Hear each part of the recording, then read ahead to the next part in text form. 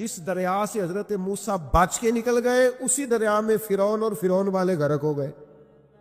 یہ کیا ہے؟ یہ روحانی زندگی۔ ایک ہے اسباب کہ آپ پانی میں گھوڑا پھینکے کہ آپ ڈوب جائیں، ایک ہے روحانی زندگی۔ یہ میں قرآن مجید پڑھ رہا ہوں، میں نے کوئی حدیث بھی نہیں سنائی، بزرگ کا قول تو دور رہا۔ قرآن فرماتا ہے کہ ہم نے فرعون اور فرعون والوں کو اسی دریا میں غرق کیا جس دریا میں ہم نے حضرت موسیٰ کے لیے رستے بنا دیے اور دریا پھاڑ کے رستے بنا دیے۔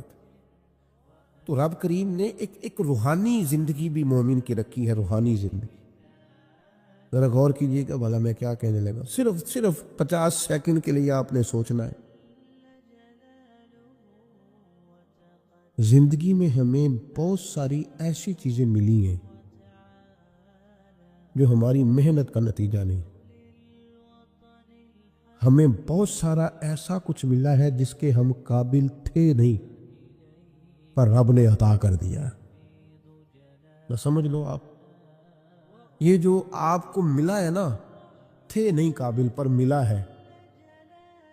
کچھ تو محنت کی ہے، کوشش کی ہے، تو اس کے سبب سے ہو گیا۔ جو بغیر محنت کے، جد و جہد کے ملا ہے نا، یہ وہ روحانی رستہ ہے جس کے بارے میں اللہ کا قرآن کہتا ہے وَمَن يَتَّقِ اللَّهَ يَجْعَل لَّهُ مَخْرَجًا، جو اللہ سے ڈرے گا اللہ ہر مشکل سے نکلنے کے لیے اسے رستہ عطا کر دے گا۔ وَيَرْزُقْهُ مِنْ حَيْثُ لَا يَحْتَسِبُ، اور اسے وہاں سے رزق دے گا جہاں سے اس نے کبھی سوچا بھی نہیں ہوگا۔ ایک روحانی زندگی ہے انسان کی، وہ میرے ساتھ بھی ہے، آپ کے ساتھ بھی۔ کئی چیزیں ہمارے پاس ایسی ہیں کہ اگر ہماری قابلیت دیکھی جائے تو وہ ہمارے پاس ہو سکتی، یعنی سے ثبوت نہ پوچھو میں تو نظر کرم قد ہوئی، اے میں جانا یا دل بھر جانے، اے پھر غیر نہ جانے۔ کچھ چیزیں ایسی ہیں جو خالص مختصر سی میری کہانی ہے، جو بھی ہے ان کی مہربانی، وہ ہماری محنت کا نتیجہ۔ یہ روحانی زندگی ہے، روحانی زندگی کو سمجھو۔ ایک روحانی نظام ہے اللہ کا، اس نے بنایا۔ صحابہ فرماتے ہیں جنگ بدر کا موقع تھا، اللہ کے فرشتے آئے ہوئے تھے، قرآن کہتا ہے فرشتے آئے ہوئے تھے۔ تو حال یہ تھا کہ صحابہ فرماتے ہیں ہم کسی کی گردن کافر کی کاٹنے لگتے تھے، اس کی گردن ہم سے پہلے کٹ کے گر جاتی تھی۔ یہ کیا ہے؟ یہ اللہ کا روحانی نظام ہے، اس نے بنایا ہے۔ آپ کے اور میرے ساتھ یہ نظام وابستہ ہے۔ تمہیں بتاؤں گھروں میں سب سے بہترین گھر کون سا ہوتا ہے؟ او میرے بھائیوں، وہ کتنا کو بہترین گھر ہے جسے مدینے والے رسول نے بہترین کہہ دیا ہے۔ فرمایا تمہیں بتاؤں نا گھروں میں بہترین گھر کون سا ہے؟ ہم سمجھتے ہیں ٹائلیں اچھی ہوں، کمرے ہوادار ہوں، اور کچن جو ہے وہ انواع و اقسام کے کھانوں سے بھرا ہوا ہو، سین اچھا ہو، اور جناب ہر چیز کی سہولیات گھر میں ہو، امن ہو، سکون ہو۔ نہیں، حضور فرماتے ہیں مجھ سے پوچھو نا بہترین گھر کون سا ہے؟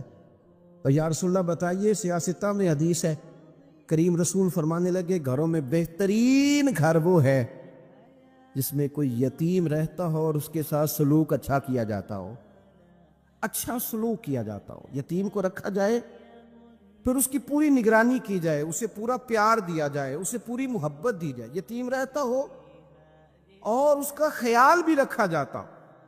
اور میرے نبی کریم صلی اللہ تعالی علیہ وسلم فرمانے لگے تمہیں بتاؤں نا کہ گھروں میں بدترین گھر کون سا ہوتا ہے؟ بدترین گھر کون سا ہے؟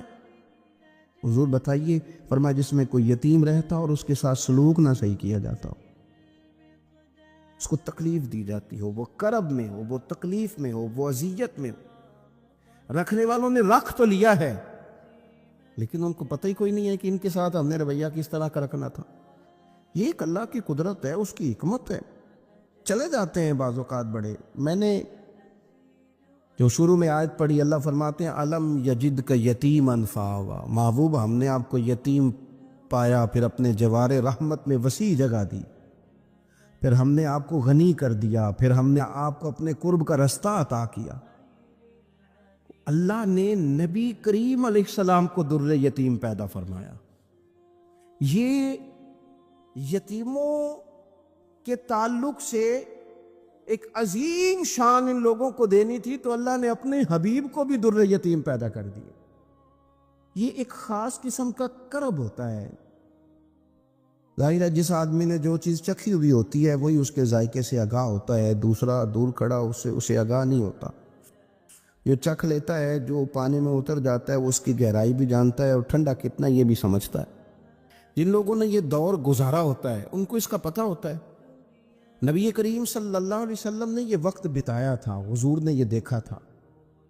حضور صلی اللہ علیہ وسلم اس کی تکلیف سے، اس کی آزمائش سے، اس کے مد و جزر سے پوری طرح آگاہ تھے، اس لیے حضور نے گن گن کے یتیموں کے حقوق بیان کی۔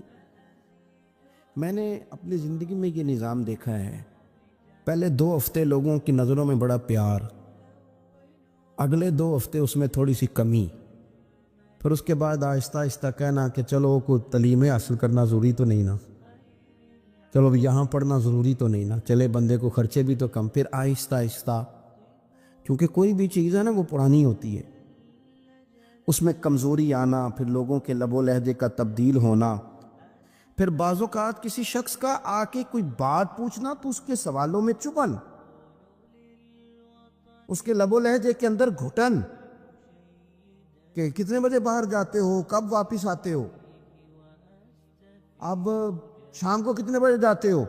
ابا بھی یہ باتیں پوچھتے ہیں، وہ بھی یہ کام کرتے ہیں، لیکن اس رویے کے اندر جو چاشنی ہوتی ہے وہ اور ہوتی ہے، اس میں جو درد ہوتا ہے وہ، اور کسی کا یہ پوچھنا اور پھر اس انداز سے پوچھنا کہ محسوس ہو کہ لب و لہجے سے طنز چھلک رہا ہے اور باتوں سے جو ہے شیرینی کی بجائے لہو ٹپک رہا ہے اور آپ تیزاب کا کام کر رہے ہیں یہ سوال جواب کر کے۔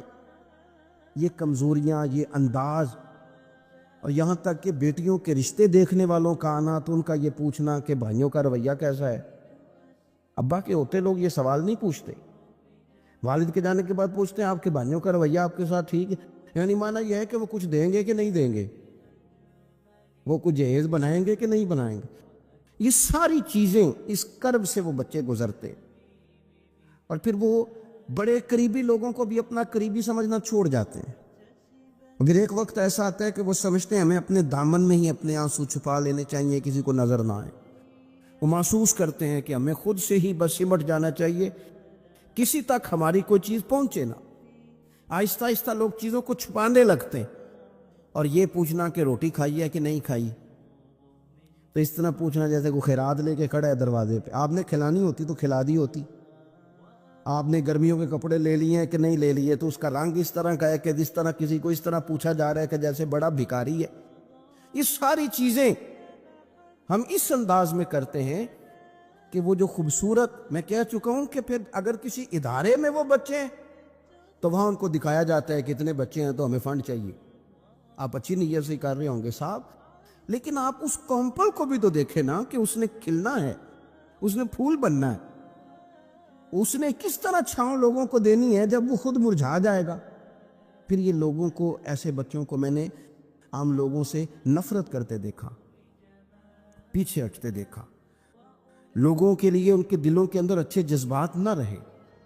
انہوں نے محسوس کیا کہ یہ ہمارے ساتھ تعاون کرنے نہیں آئے، یہ ہماری عزت کو مجروح کرنے آئے، یہ شفقت کرنے نہیں آئے، یہ تو خیرات دینے آئے۔ سنو، میرے رسول کریم صلی اللہ علیہ وسلم کا انداز کیا ہے یتیم کے تعلق سے۔ حضرت بشیر بن اقربہ رضی اللہ تعالیٰ، مجموع زوائد میرے سامنے پڑی ہے، فرماتے احد میں میرے والد شہید ہو گئے۔ نبی پاک صلی اللہ تعالیٰ علیہ وسلم نے مجھے اپنے گھوڑے کے پیچھے اپنے ساتھ بٹھا لیا گھوڑے پہ، اور میں سرور کائنات علیہ الصلوۃ والسلام کے ساتھ گھوڑے پہ بیٹھا ہوں، تو حضور مجھ سے پوچھتے ہیں تمہارے والد چلے گئے؟ میں رو پڑا۔ میں نے عرض کی حضور اب نظام کیسے چلے گا؟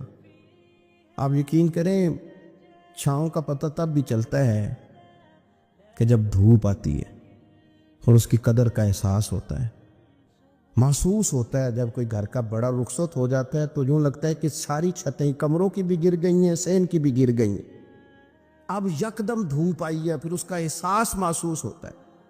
والد کے، دادا کے، بوڑھوں کے گھر میں ہوتے ہوئے تو بڑے سارے ویسے ہی مسئلے نہیں ہوتے، بہت سارے لوگ ویسے جھجکتے ہیں سامنے